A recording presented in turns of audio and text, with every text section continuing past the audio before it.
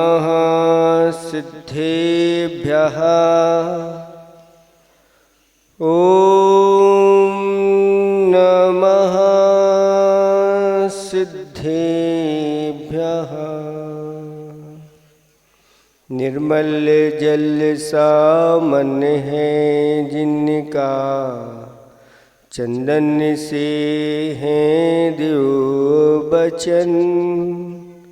अक्षत सम अक्षत है श्रद्धा, सुमनों सा सुंदर है तन। नैवेद्य चरित्र जान है दीपक, बस विधि करते धूप दहन। ध्यान सुफल है अर्घ समाधि, मुनिवर तुमको नित्य नमन।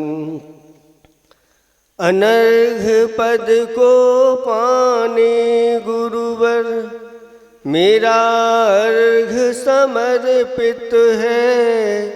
एक जीवन क्या सौ सौ जीवन, गुरुवर तुम्हें समर्पित है। ऋषिवर तुम्हें समर्पित है। देवादिदेव 1008 तीर्थंकर भगवंतों की परम पूज्य 108 आचार्य पिवर गुरुवर श्री विद्यासागर जी महामुनिराज की, 3 कम 9 करोड़ मुनिराजों की वेदी प्रतिष्ठा महामहोत्सव की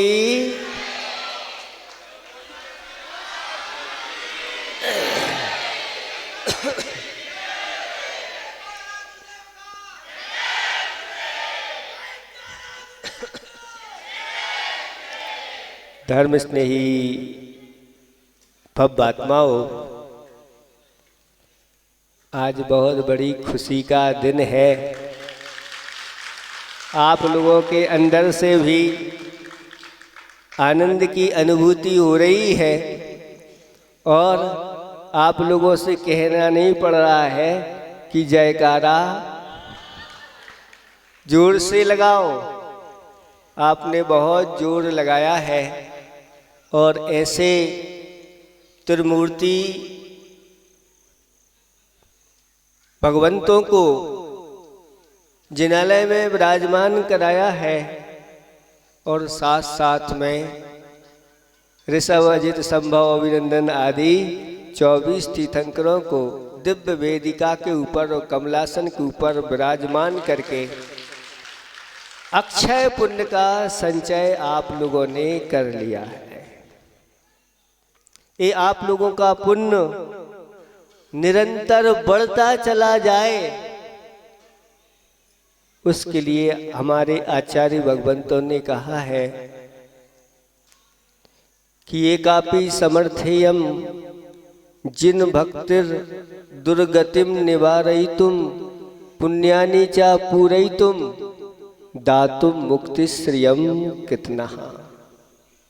एक जिनेंद्र भगवान की, सच्चे देव शास्त्र गुरु की अथवा 9 देवताओं की जो भक्ति पूजा आराधना आप लोग प्रतिदिन करते हैं, वह कैसा फल देती है। वह दुर्गतिम निवारयितुम, दुर्गति का निवारण करने वाली ये 9 देवताओं की अर्चना पूजा है। दुर्गति उससे दूर भागती है जो प्रतिदिन जिनेंद्र भगवान के दर्शन, अभिषेक, पूजन, शांति धारा, जप आदि आदि स्तोत्रों के माध्यम से जिनेंद्र भगवान की भक्ति करते हैं। दुर्गति उनसे दूर भागती है, निकट आने का साहस भी नहीं करती। और पुण्यानि च पूरयितुम, और उसके जीवन में पुण्य भर जाता है, पुण्य से उसका जीवन पूर्ण हो जाता है। पुण्य के बारे में आचार्य भगवंतों ने कहा, जो आत्मा को पवित्र करे वह कौन है? पुण्य है। पुण्य किसे कहते हैं? बहुत अच्छी परिभाषा पूज्यपाद स्वामी महाराज ने कहा कि जो आत्मा को पवित्र करे वह पुण्य है। और पुण्य के जितने भी कार्य किए जाते हैं, इसके माध्यम से हमारी आत्मा पवित्र होती चली जाती है। दिन भर आप लोग जो गृहस्थ के सटकारी होते हैं, असी मसी कृषि विद्या वाणिज्य शिल्प, और भी जो आपके पंचसूना होते हैं, चूल्हा चक्की आदि, उनके माध्यम से जो पाप का संचय होता है, उस पाप को अगर धोना है तो प्रतिदिन बड़े आदर के साथ ऐसे जिनेंद्र भगवान की पूजा आप करिए। एक एक द्रव्य अपने आप में आपको स्वर्ग पहुंचाने वाली है। एक एक द्रव्य, चाहे वह जल हो, चाहे चंदन हो, आदि आदि, ये अष्ट द्रव्य होते हैं। और अष्ट द्रव्यों से, एक एक द्रव्य से पूजा करने वाले स्वर्गों को प्राप्त हुए हैं। फिर जो 8 प्रकार के द्रव्य सजा करके वह जिनेंद्र भगवान की पूजा करते हैं, वह अष्टम वसुधा को प्राप्त कर ले, इसमें किसी प्रकार का कोई संशय नहीं है। अनेक कथाएं शास्त्रों में भरी पड़ी हुई है, और आपकी ही नहीं, पशुओं की और पक्षियों की भी कथाएं भरी पड़ी हुई है कि तोता ने भगवान के लिए आम चढ़ाया, तोता और तोती ने, और स्वर्ग प्राप्त किया। धान की मंजरी तोता तोती ने चढ़ाई, वह स्वर्ग में देव देवी के रूप में प्राप्त हुए। एक मेढक ने भगवान की पूजा के एक कमल की पाखुड़ी लेकर के भाव बनाए, और वह वहां नहीं पहुंच पाया, बीच में ही वह चला गया, लेकिन पूजा के भाव लेकर के आनंदित होकर के वह जा रहा था, और मृत्यु को प्राप्त हुआ, और जाकर के स्वर्ग में ऋद्धिधारी देव हो गया। जब भी आप इस प्रकार के भाव बनाओगे, घर से जैसे ही आप लोग स्नान प्रतिदिन करते हैं कि नहीं? अगर आप स्नान कर रहे हैं तो उसमें पाप का बंध होता है कि नहीं होता? होता है।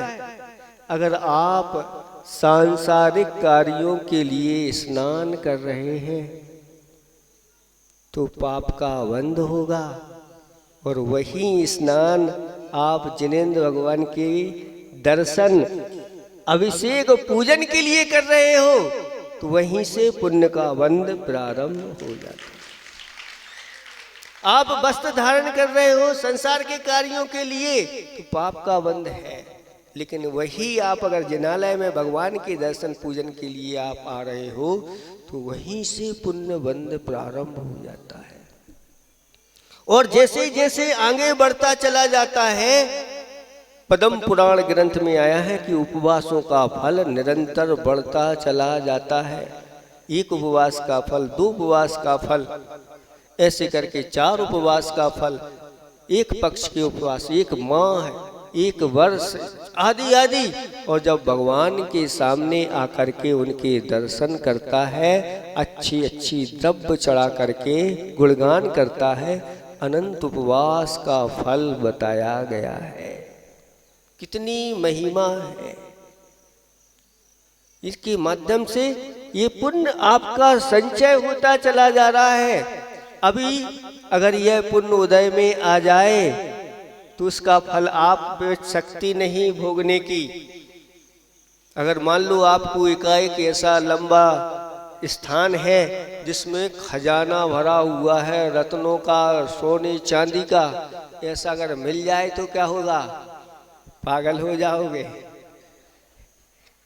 अटैक आ जाएगा खुशी में, ऐसी स्थिति हो जाएगी।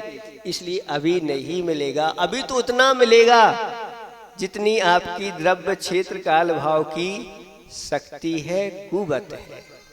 आगे आपके लिए सारे द्रव्य क्षेत्र काल भाव उसके अनुसार मिलेंगे और ये सब आप लेते चले जाओ।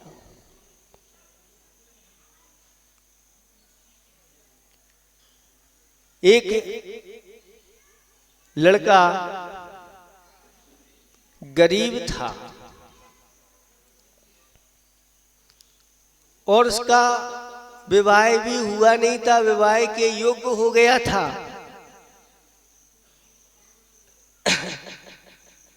एक झोपड़ी में रहने वाला था अपनी माँ के साथ। उसकी माँ कहती है, बेटा नगर में महाराज आए हैं, जाओ उनको अपनी सारी समस्या बताना, अच्छे से उनको नमस्कार करना और उनका आशीर्वाद लेके आना, और जो कुछ नियम आदि दे उसको ग्रहण करके आना, जिससे हमारी दरिद्रता दूर हो जाए। वह पहुंचता है महाराज के पास और महाराज कहते हैं, क्यों, क्या बात है, उदास दिखाई दे रहे हो? उसने सारी बात बता दी। महाराज कहते हैं, तुम मंदिर जाते हो? वह कहता है, मंदिर नहीं जाते। तो महाराज कहते हैं, अगर भगवान के दर्शन नहीं करते तो फिर तुम्हारे अंदर पुण्य का संचय कैसे होगा? कैसे तुम आगे बढ़ पाओगे? कैसे सौभाग्य को प्राप्त होगे? आज से तुम्हें एक नियम लेना है कि प्रतिदिन कुछ द्रव्य ले जा करके और भगवान के दर्शन करना है। खाली हाथ नहीं जाना और मंदिर में जाकर के तिलक लगा करके दर्शन करना है। कितने स्थानों पर तिलक लगाया जाता है? 9 स्थानों पर तिलक लगाया जाता है। 9 स्थानों पर क्यों लगाया जाता है? ये 9 स्थानों के तिलक 9 देवता के प्रतीक है। और तिलक लगाते समय इस प्रकार से 9 देवता मेरे अंदर विराजमान हो गए हैं। और फिर जो 9 स्थानों पर प्रतिदिन तिलक लगा करके भगवान के दर्शन करता है, वह आगे जाकर के 9 निधियों का स्वामी बनता है। 9 निधियों को और क्या, 9 का अंक शाश्वत अंक कहलाता है। ऐसा व्यक्ति आगे जाके शाश्वत सुख को प्राप्त करता है। ये 9 देवताओं की पूजा अपने आप में सब दुखों से दूर करने वाली है, सभी सुखों से पूर्ण करने वाली है और आगे जाके मुक्ति श्री को प्राप्त कराने वाली है।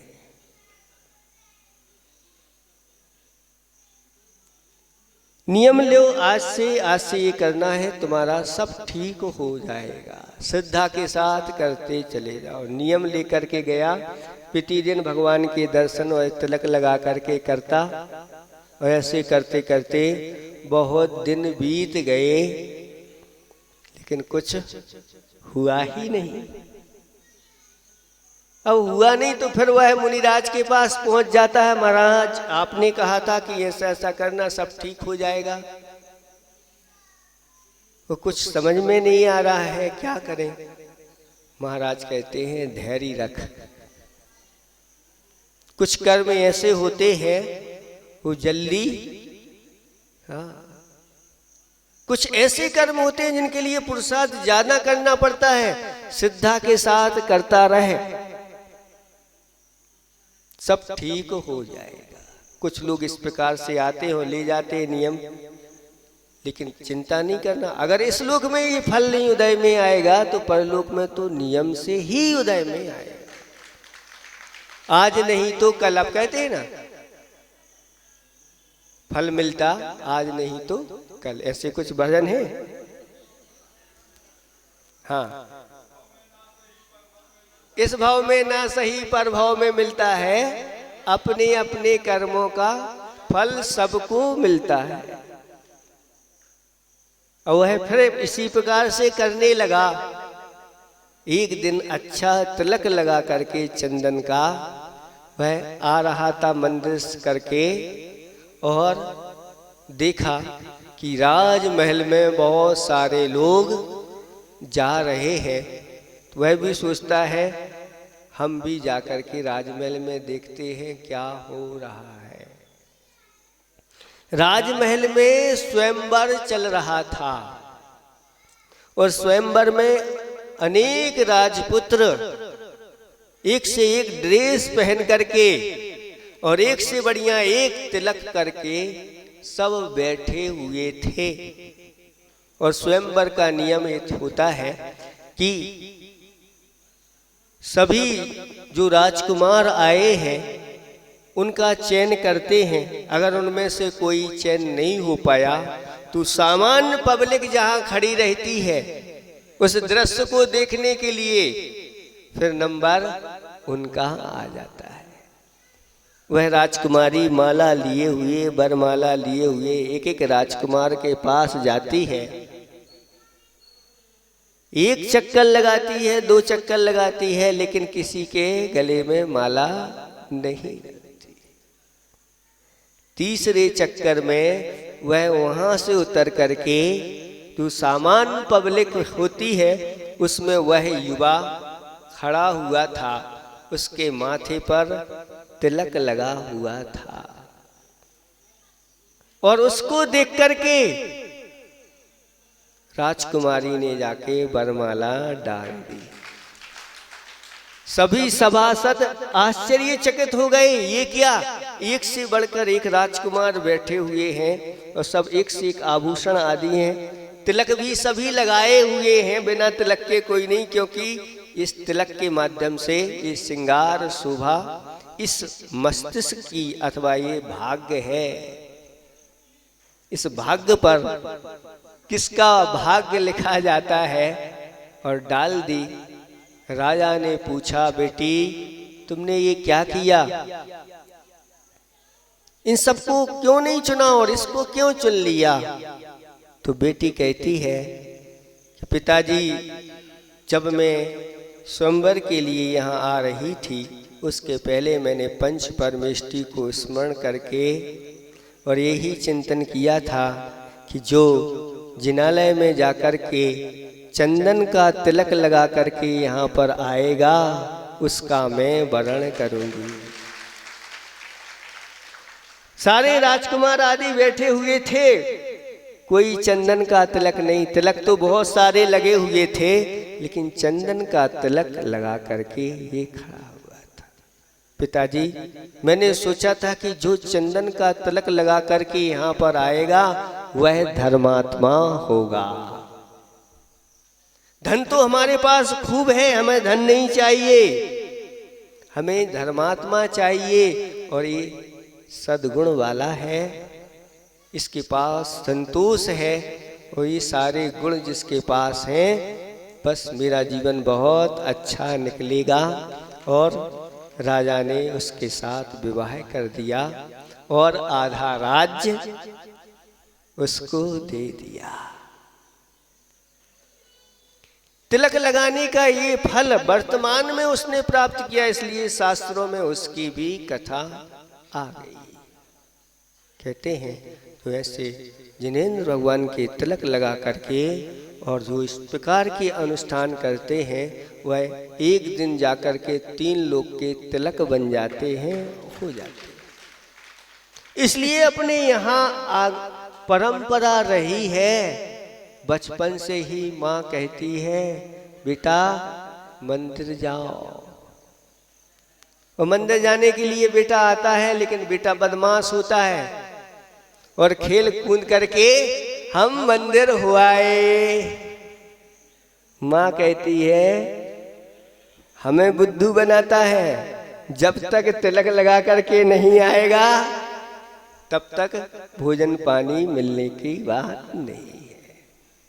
और जैसे ही तिलक लगा करके बच्चा आता है, माँ प्रसन्न हो जाती है और उसके लिए लड्डू परोस देती है कि मेरा बेटा प्रतिदिन मंदिर जाता है और तिलक लगाता है।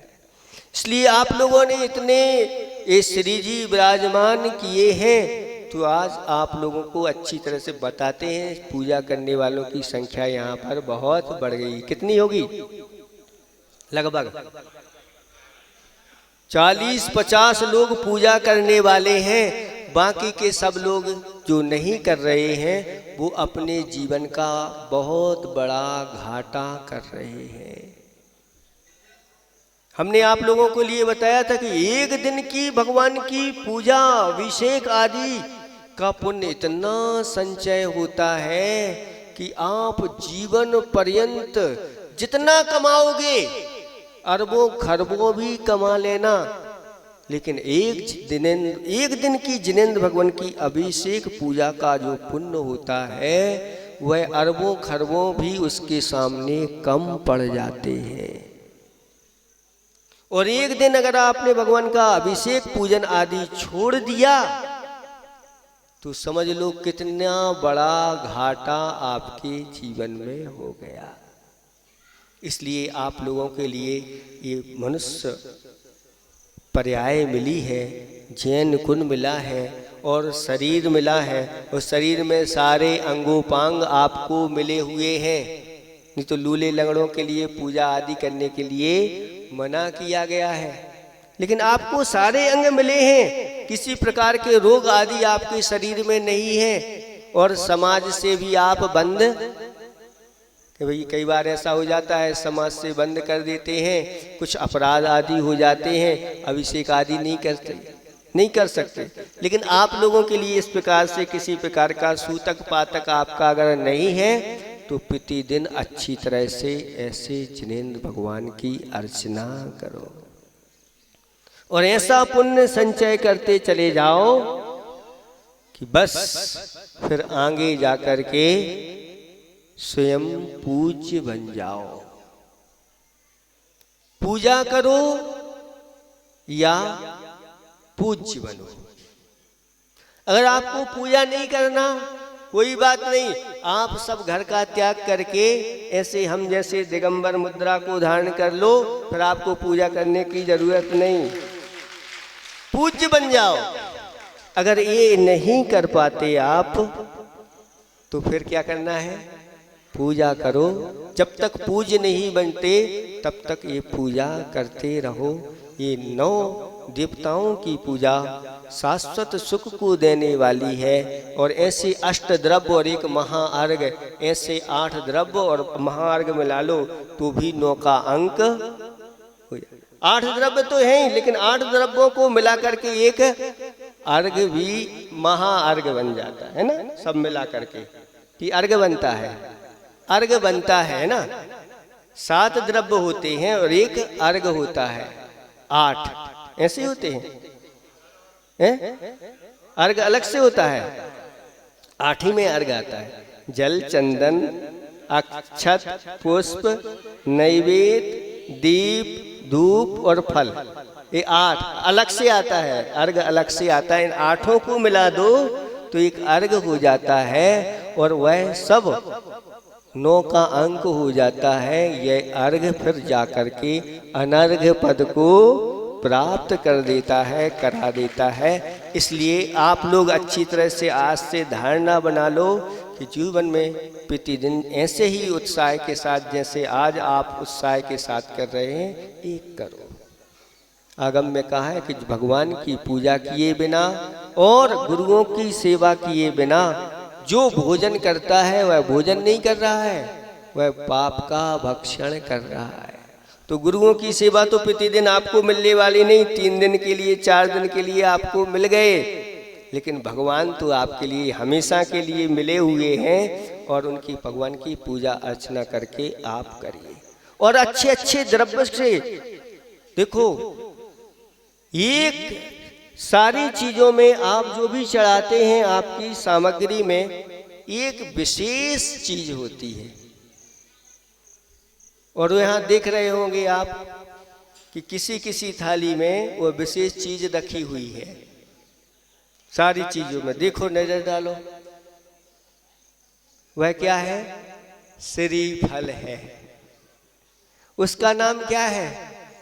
श्रीफल। वह स्वयं अपने आप में कह रहा है कि अगर ये श्रीफल अगर मूल नायक श्री जी के चरणों में चढ़ जाए तो श्री यानी संपदा कहलाती है। उसके लिए इस लोक की संपदा और परलोक की संपदा प्राप्त होती है।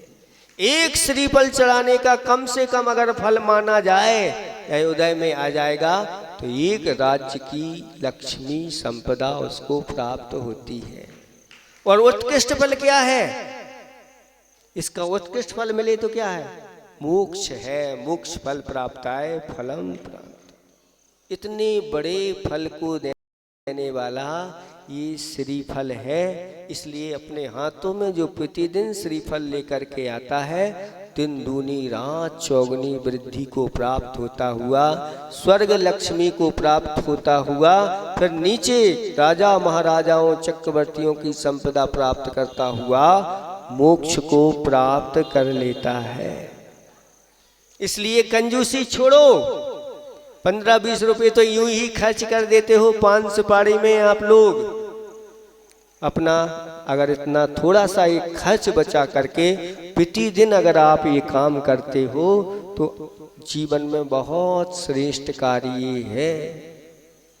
आज आपके पास रत्न चढ़ाने के लिए नहीं है, मोती चढ़ाने के लिए नहीं है, सोने चांदी के पुष्प चढ़ाने के लिए नहीं है, कोई बात नहीं, लेकिन अष्टद्रव्य में ये श्रीफल अपने आप में बहुत उत्कृष्ट है। इसलिए आप इसको चढ़ा करके आज संकल्पित हो जाओ कि प्रतिदिन भगवान को श्रीफल चढ़ाएंगे। कितने लोग तैयार हो रहे हैं? विशेष परिस्थिति की छूट रहेगी, हम उसका बता देंगे।